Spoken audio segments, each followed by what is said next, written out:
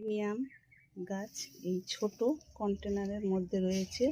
এটাকে আমি একটা বড় এই টবের মধ্যে, মাটির টবের মধ্যে প্রতিস্থাপন করব। এটা একটা ছোট কন্টেনারের মধ্যে আছে শুধু কোকোপিট ভর্তি, আর এটা শুদ্ধ কোকোপিট ভর্তি। এই ছোট কন্টেনারের মধ্যে ছিল।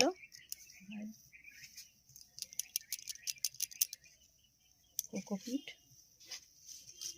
শুদ্ধ কোকোপিটের মধ্যে এই গাছটা ছিল।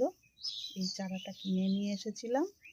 এই চারাটা এবারে একটা ফাঙ্গিসাইড সারের মধ্যে ডুবিয়ে দেব।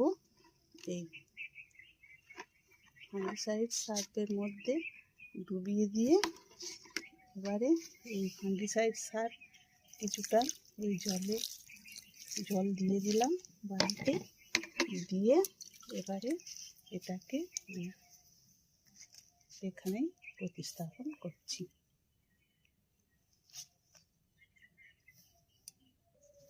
এখানে বেশিরভাগ অংশটা বালি দিয়ে দিলাম,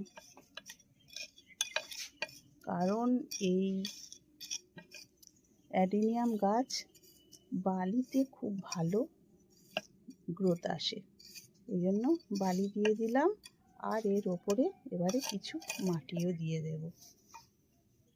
এখানে মাটি রয়েছে, এই মাটি দিয়ে দেব।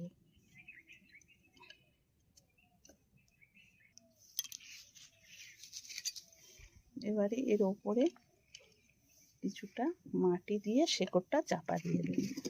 বেশি মাটি দেব না, বেশি মাটির প্রয়োজন হয় না। এখানে মাটি আর বালি মেশানো রয়েছে।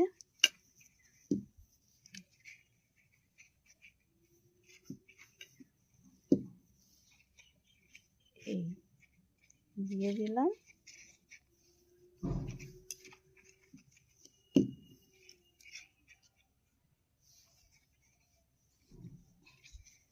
এইভাবে গাছটা লাগিয়ে দিলাম।